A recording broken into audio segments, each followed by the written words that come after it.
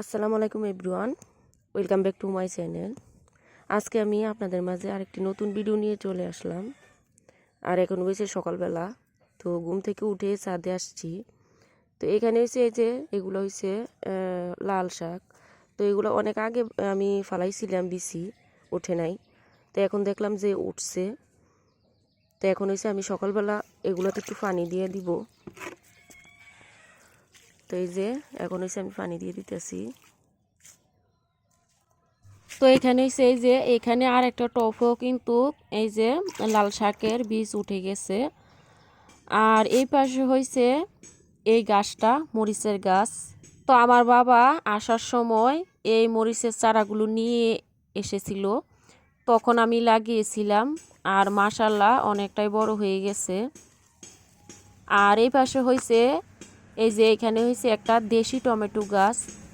তো এই দেশি টমেটো গাছটা কিন্তু আমি লাগাই নাই, হয়তো বা আগে কোনো বিচি এখানে ছিল। তো যেহেতু মাটির সঙ্গে হয়তো অনেক বিচি ছিল, তো গাছটা আপনি আপনি উঠেছে। আর এখন এই যে পানি দেওয়ার সাথে সাথে গাছটা দেখুন অনেকটাই বড় হয়ে গেছে।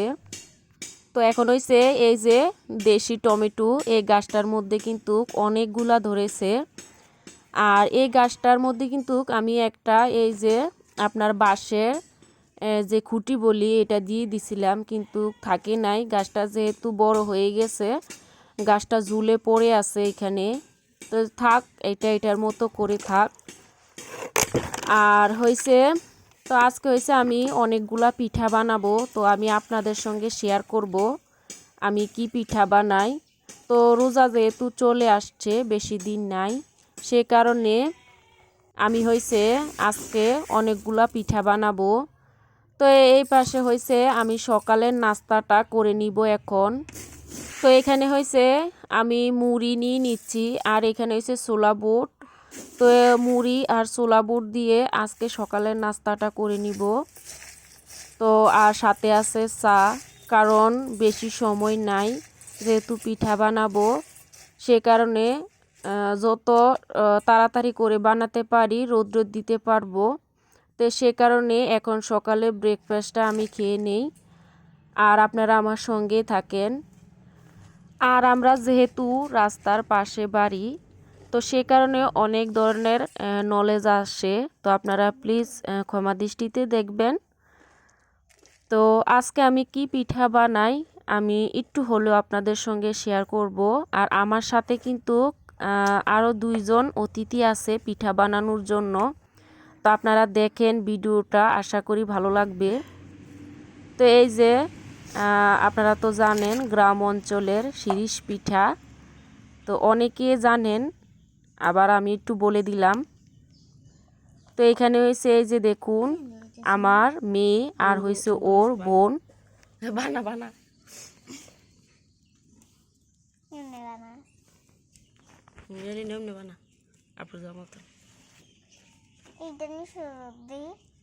ঘন ঘন ফেস দিস আর কি।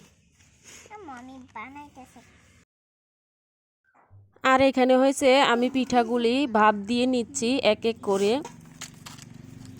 তো এক পাশে হয়েছে আমি একা একা বানাচ্ছি, আরেক পাশে হয়েছে এক এক করে পিঠাগুলি ভাপ দিয়ে নিচ্ছি, যাতে করে তাড়াতাড়ি করে পিঠাগুলি বানিয়ে নিতে পারি। আমার সিরিজ তো আজকে হয়েছে মেয়ের পরীক্ষা ছিল। আমি মেয়ের স্কুল থেকে মেয়েকে পরীক্ষা দিয়ে নিয়ে এসে তারপরে চালগুলো হয়েছে মেশিন থেকে আমি এগুলা নিয়ে আসছি গুঁড়ো করে। তারপরে হয়েছে প্রায় এখন 12টার উপরে বেজে গেছে। আমি এই মাত্র পিঠাগুলি সব কিছু রেডি করে এখন বানাচ্ছি। না পুরো একখানো করো না বাবা, কালার ইয়ারা হলুদটা একখানো করো কেন। তো আমি কিন্তু এর আগের বার এই শিরিষ পিঠাগুলি আমার বাবার বাড়ি থেকে বানিয়ে নিয়ে আসছি। তো এবছর আমি বানানোর চেষ্টা করতেছি। আমি হয়েছে এই পিঠাগুলি কিছু পিঠা বাংলাদেশ দেব, আমার শ্বশুরমশাই বাংলাদেশে যাবে, তো আমার শাশুড়ি মাকে দেব, সে কারণে আরও বানানো। তো একা একা বানাচ্ছি, অনেক কষ্ট হচ্ছে, তারপরও কিছুই করার নাই, যেহেতু একা এখানে আমি আছি, আমার শাশুড়ি মাও নাই। তো সে কারণে নিজে নিজে যতটাই কষ্ট হোক বানানোর চেষ্টা করতেছি। আর আজকে এরা দুই বোন অনেক কষ্ট করেছে।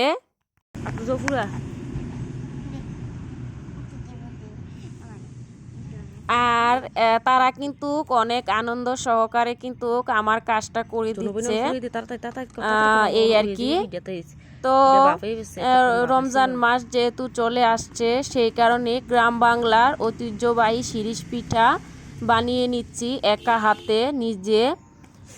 তো এখানে হয়েছে যত তাড়াতাড়ি সম্ভব আমি বানানোর চেষ্টা করতেছি। তো এখানে আমার কিছু পিঠা বানানো হয়ে গেছে, আর যে কটা আছে আমি অফ ক্যামেরা বানিয়ে নিব। ততটা আমি আপনাদের সঙ্গে শেয়ার করতে পারবো না, না হলে আমার অনেকটাই দেরি হয়ে যাবে। সে কারণে তো আপনাদের কাছে অনুরোধ রইল, আপনারা প্লিজ ভিডিওটি স্কিপ না করে সম্পূর্ণ ভিডিওটি দেখার অনুরোধ রইল। আর এখানে হয়েছে পরের দিন সকালবেলা আমি সবগুলো পিঠা এই যে রোদ নিয়ে চলে আসছি ছাদে। আর এখন হয়েছে এই যে আপনাদের সঙ্গে শেয়ার করে নিচ্ছি পিঠাগুলি। তো আমি কিন্তু কোনো রকম ডিজাইন করি নাই, যেহেতু একা হাতে তৈরি করেছি, সেই কারণে যত তাড়াতাড়ি সম্ভব বানানোর চেষ্টা করেছি কোনো রকম ডিজাইন ছাড়া। তারপরও আলহামদুলিল্লাহ নিজে তৈরি করেছি প্রথমবার, নিজের কাছে খুবই ভালো লাগতাছে, একা হাতে তৈরি করেছি যেহেতু, সে কারণে। তো এখন হয়েছে পিঠাগুলি আমি একটু, যেগুলি একটু ঘন আছে সেগুলি একটু পাতলা করে মেলে দিচ্ছি, যাতে করে তাড়াতাড়ি শুকিয়ে যায়, সেই কারণে। তো আপনাদের কাছে কেমন লাগলো আমার এই ভিডিওটি? যদি ভালো লাগে অবশ্যই কমেন্টের মাধ্যমে জানাবেন আপনারা। আর যদি কোনো ভুল ত্রুটি হয়ে থাকে তাহলে অবশ্যই ক্ষমা দৃষ্টিতে দেখবেন। তো এখানে হয়েছে আমার প্রায় 3 ট্রে আমি পিঠা বানাইছি। তো যেতটুকু বানাইছি আমার হয়ে যাবে। অর্ধেকটি হয়েছে আমি শাশুড়ি মাকে দিব, আর অর্ধেকটি হয়েছে আমরা রাখবো খাওয়ার জন্য। তো আমি কিন্তু অনেকবারে পিঠা বানিয়েছি আমার বাবার বাড়িতে, কিন্তু শ্বশুর বাড়িতে ফার্স্ট টাইম আমি নিজে একা হাতে বানিয়েছি। তো নিজের কাছে খুবই ভালো লাগলো। তো আজকে আমি ভিডিওটা এখানে শেষ করে নিচ্ছি। আল্লাহ হাফেজ।